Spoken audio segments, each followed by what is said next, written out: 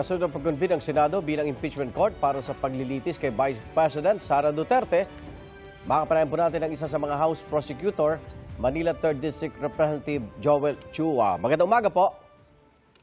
Hi, magandang umaga at sa lahat ng iyong taga-subaybay. Ano na po susunod na hakbang para sa House Prosecution Panel? Sa ngayon, inaantay po natin na tayo ay maimbitahan ng Senado sa pagharap dito po sa impeachment court. Oho. May mga bago bang ebidensya na ilalabas ang inyo pong mga kasama sa prosecution panel? Sa ngayon po, kami ay nasa proseso ng pagbe-vetting ng mga ebidensya, ng mga testigo, at pati mga abogado na tutulong sa amin. So, hindi pa po lahat final. Okay.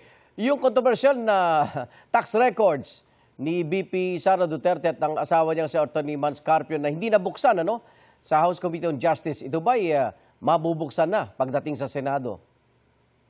Well, kinukonsider pa po natin, siyempre aware naman tayo sa mga legal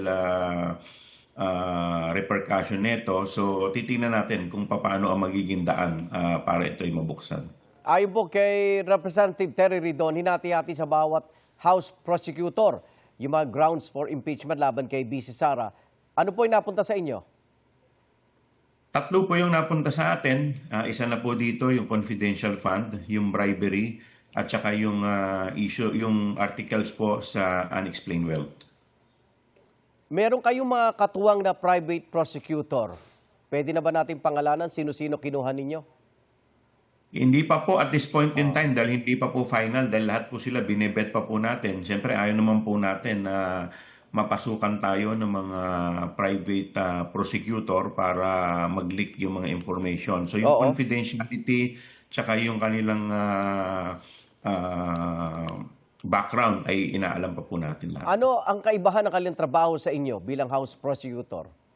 Well, unang-una yung mga kinuha, aaminin ko po sa inyo, Igan, na siyempre medyo matagal-tagal na rin kami na hindi nakakapag-trial practice. So, malaki po yung kanilang magiging contribution. Kaya nga yung mga pinipili po namin ay talaga yung mga batak din, no, na makakatulong sa amin. At saka yung iba naman, may mga kanya-kanyang field of expertise. So, lahat po yan in due time ay malalaman po ninyo. Okay. Inutos na ng Senado na magkomento ang kampo ng bise.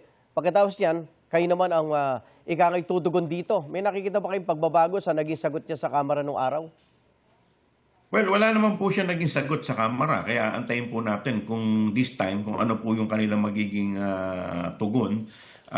Bagamat kami po ay binigyan ng 5 days to reply, ito po ay nakadepende kung ano po yung kanilang magiging tugon. Yung nangyaring gulo sa Senado at ito nga, yung pagbabago rin ng mga liderato, wala ba kayo nakikitang epekto nito sa paggulong ng impeachment trial, Congressman? Well, basta't kami naman sa panig namin, ang inaasahan lamang namin at ang hinihiling lamang namin ay maging impartial ang mga uupong senator judges at bigyan lang kami ng pagkakataon na maipresenta ang aming mga ebidensya. Maraming salamat, House Prosecutor Representative Joel Chua. Ingat po. Maraming salamat. Mabuhay po kayo.